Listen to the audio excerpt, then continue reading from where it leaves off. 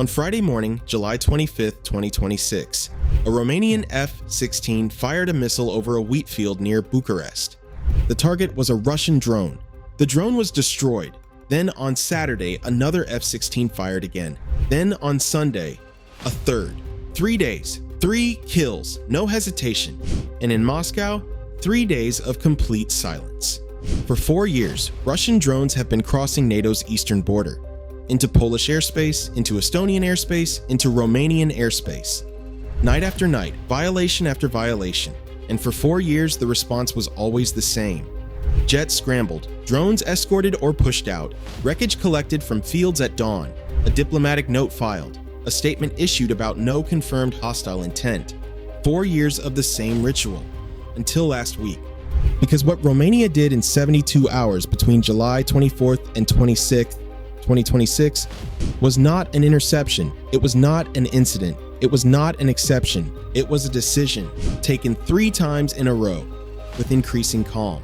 And that decision has just rewritten the rules of engagement for the entire NATO eastern flank.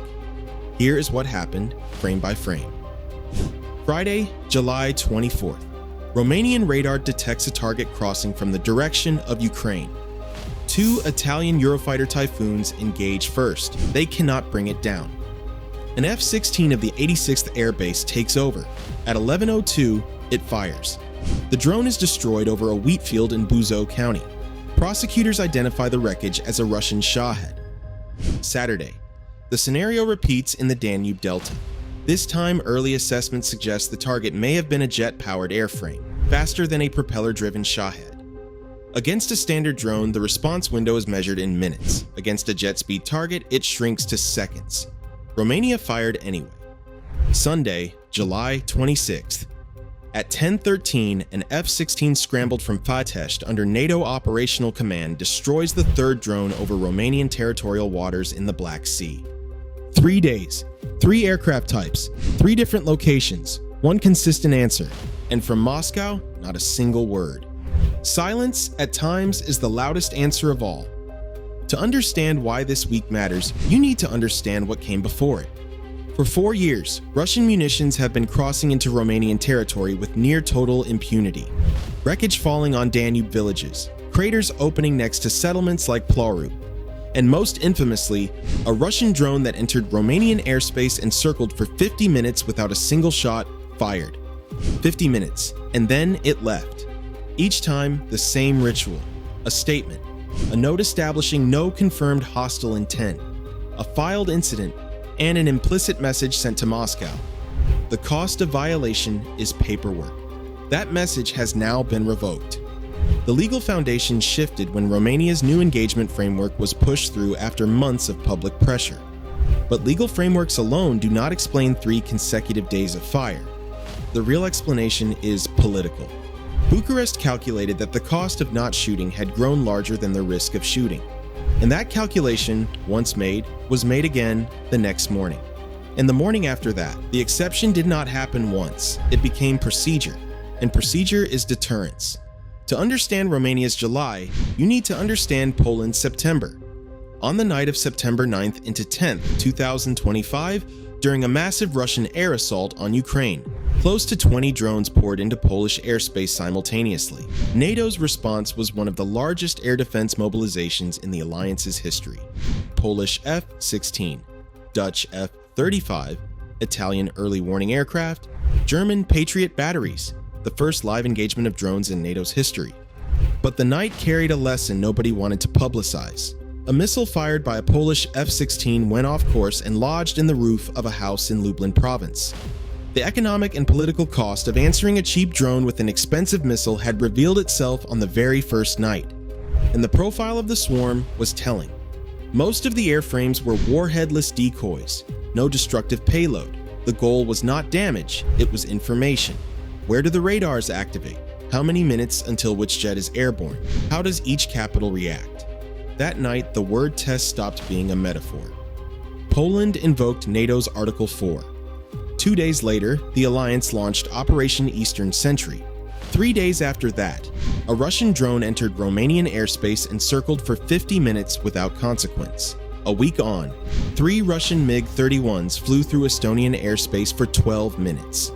Tallinn called an emergency UN Security Council session for the first time in 34 years. Unidentified drones shut down Copenhagen and Oslo airports for hours, from the Baltic to the Black Sea, simultaneously, methodically, escalating by a single notch each time. Not a scatter of accidents, a pressure test with a map, and Romania's 3 days in July are that test hitting a wall. Here is what has actually changed. For 4 years, the de facto doctrine on NATO's eastern flank read, watch, escort, push out. Fire only as an absolute last resort, and even then, hold your breath. That doctrine had its logic.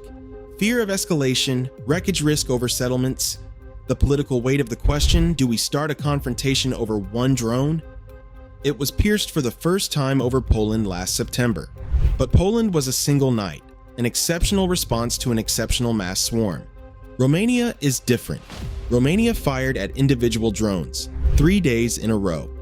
With routinized resolve, the exception became standard, and standard is what deterrence is made of. But one nuance must be stated clearly.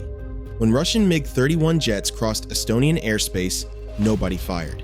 The new grammar applies specifically to unmanned targets. A drone, destroyed. A manned combat aircraft, escorted. This distinction is precisely calibrated. A drone carries no crew. Its destruction is proportionate. Its political bill is carryable. The formula: escort for the crewed, destruction for the unmanned, resolve and escalation management held in the same sentence. The geography of these 3 days matters as much as the decision itself. The Romanian-Ukrainian border runs 650 kilometers. Its most sensitive stretch is the Danube Delta, where in some places, the two countries are separated by a few hundred meters of water. Since the Western Black Sea corridor became Ukraine's grain lifeline, Russia has been systematically striking Ukrainian ports at Izmail and Reni directly on the river. Shahed swarms detonate night after night within sight of Romanian territory. What Romania is defending is not only its own sky, it is a critical node of European food logistics. Every explosion in the Delta moves insurance premiums and disrupts barge traffic across the continent. And the ripples extend further. Moldova sits directly in this frame. While Romania was shooting down drones, Romanian President Dan stood beside Moldovan leader Maia Sandu in Paris at a summit on security guarantees for Ukraine, the country firing the missiles and the country most exposed to Russian hybrid pressure at the same table. Bucharest's trigger was heard in Chisinau as something resembling a deep breath. The Black Sea itself completes the picture. Ukraine's naval drones drove the Russian fleet eastward. The grain corridor leaned onto the western shore. Romania, Turkey, and Bulgaria have woven a de facto security partnership. Mine clearance, maritime patrol, institutional cooperation. Romania's defended sky is the forward edge of NATO's presence on the Black Sea's western rim. Go back to Friday morning, an F-16 over a wheat field in Buzău County. A missile fired, a Russian drone destroyed, then Saturday, then Sunday. In the same days, Putin delivered a sentence that received far less attention than it deserved. He stated that sooner or later Ukraine would lose its western territories and that everything would return to its historical roots, with Romania, Hungary, and Poland implicitly repositioned on a different map. The country he named was shooting down his drones when he said it. For 4 years, the verb on NATO's eastern flank was, it enters, we watch, we write a note. This week the verb changed, it enters, it is shot down. And in strategy, as in language, when the verb changes, the meaning of the entire sentence changes. From Tallinn to Bucharest, the two ends of NATO's eastern flank now speak the same engagement language. The test may have produced the precise opposite of its intended result. The flank did not loosen under pressure, it welded. 3 drones entered, 3 drones were destroyed. Moscow has still said nothing. The next violation will be the answer.